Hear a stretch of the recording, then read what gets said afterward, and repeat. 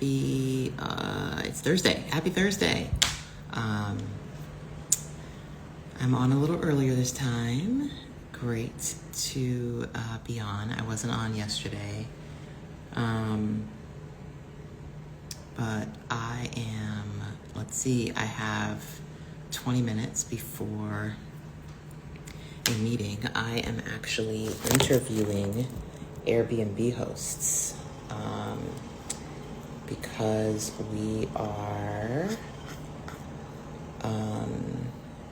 trying Airbnb for our lake house as opposed to selling or renting it. We had renters for a few years, and they recently left. Wasn't the best experience when they left. We tried selling it. The market's been kind of soft, to be honest. And we looked at the property and we're like, look, it's a 5-bedroom lake house. It's great space. Why not give it a try on Airbnb? I looked at that prior to renting it out the first time, actually, and the numbers looked really good. What deterred me was the investment needed to get it up to speed and furnished before putting it on Airbnb. And it was just like, there was so much going on for me at the time. Like, it was just the headache that I didn't want to have to deal with, you know what I mean? So, now we're gonna give it a try. We're gonna give it a whirl. So if anybody's like done short-term rentals, I've been in real estate game for a while, thanks to my amazing mom and dad. And I really got into short-term rentals a long time ago, actually like 2013 in New York. This is before like Co-Hosts. This is when Airbnb was just like, it's really taken off. There weren't a ton of regulation around it in New York City just yet. And I had rented out 50% of the apartment building that I was living in and doing like short-term rental arbitrage, where you would rent out long-term leases, take care of the properties, be responsible for them, but then furnish them and then rent them on Airbnb. And it was doing great. Like, I was gone most of the time because I was traveling for work, and just rented them out and did the things. Started out with one and the next one, and just kept going. So it eventually like supplemented my income needed to survive, to where my salary from work became just like money you would put away, which was great. So I'd always been a fan of short-term rentals, but again, a decade later, there's a lot more regulation around it. There's a lot more certifications in certain cities that require like taxing differently and permits and licenses and stuff like that. But luckily for our area, for this property in particular, there's no HOA, and so there aren't restrictions around it. There are permits, but it shouldn't be too bad. What is going on with my dog? So I don't know if you can see this, but Carrie has decided she is going to be, now she's sneezing. What's up, girl? Oh, bless you.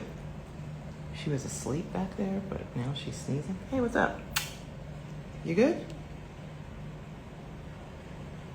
You good? Okay, I think she's fine. That was weird. Anyway, but I'm learning so much, I can't lie, from interviewing these Airbnb hosts. Like, the game has changed. I feel like such an old school person saying that. But like, I used to manage these like all myself. I had, I found an app that like could make cleaning and finding cleaners on demand super easy, and stuff that I needed pretty easy. But the game has completely changed. I mean, these, the ability for co-hosting is now there, where, do you want to go down to, okay, so now the other one is now jealous. What's up? Here, let me put her down. You guys go play with each other. Sorry.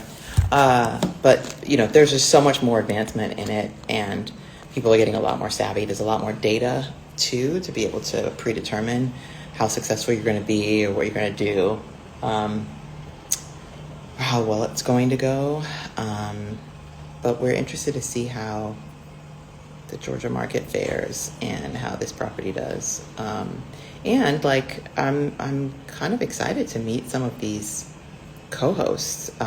There is a slate of 6 that I'm meeting. They all have different strategies on how they manage properties for short-term rentals. And so, yeah, I'm just learning a ton. How I interview is I like to keep a consistent list of questions that I ask, and then I write out the responses to each of those questions. If I can, I try to make it to where the answers to those questions have some sort of numeric portion or rating so that I can rank them later. Because then it makes it much easier for me to compare each of the candidates that we're choosing, right? There's a lot of gut in this as well, because whoever we pick is going to be somebody that we need to feel good about communicating with regularly, who's going to need to, we just got to vibe with as well.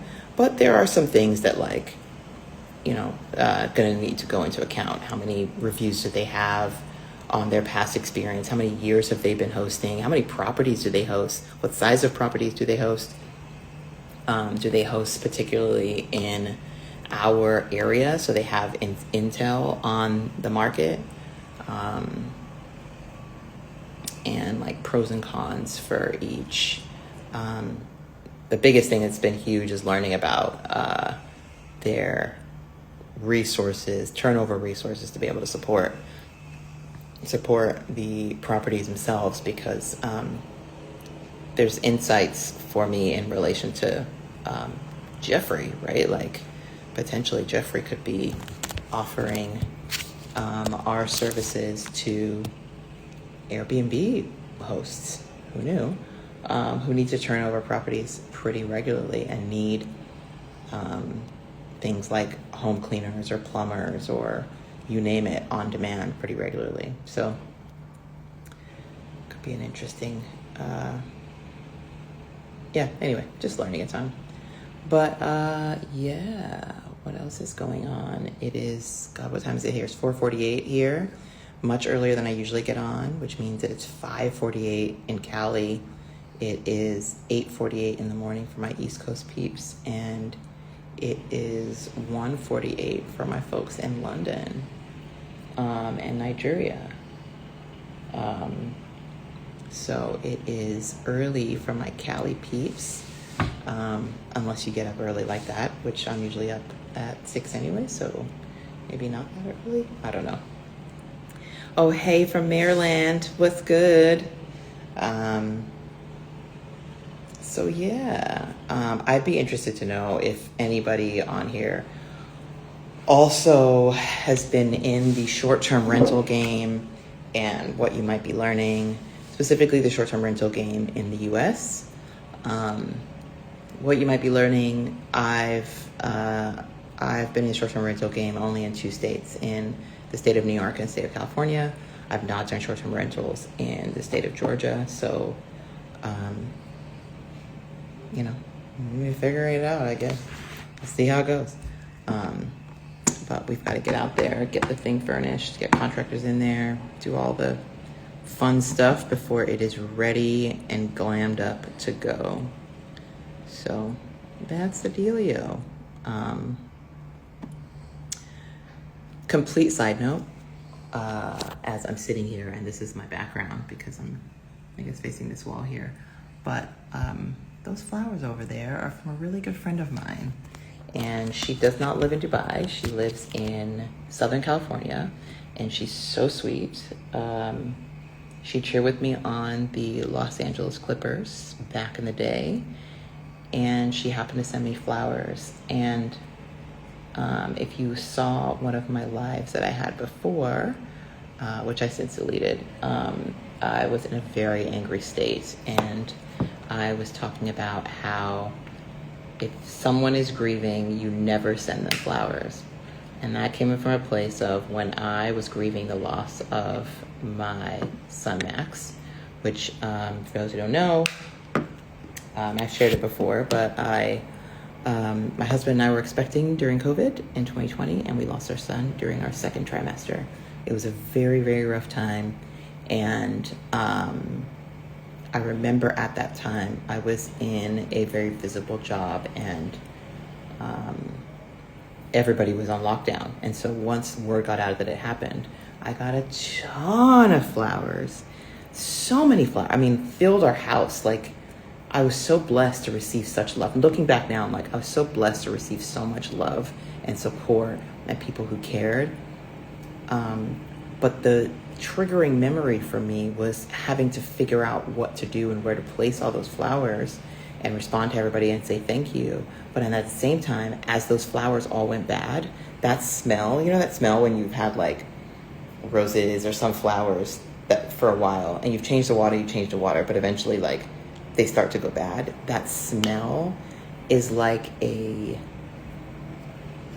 like a traumatic reminder of that time, you know? And so I just always, I don't know, like whenever I get flowers now, I love flowers. I love tulips and roses in particular. And she knows that. And she sent me white roses because she used to live with me. She's amazing. But it still reminds me of that time. And, you know, speaking transparently, a regret I have is I was definitely sitting up here on live, pissed off, angry, sad at losing my mom, and pissed that I was getting flowers and angry at people for sending me flowers, which in reality, like my sister said to me the other day, she was like, hey, look, you would be really sad if people weren't pouring into you, checking on you, sending you flowers, reaching out. If none of that was happening, you'd be sad, right? So though it's uncomfortable, just even having to receive them all together, and the reminder of getting the flowers is sad, very true. But, you know, don't throw the baby out with the bathwater and, you know, condemn those who are just trying to show you love and be there for you, which she was right. So, yeah. Random thoughts. But yeah, crazy time.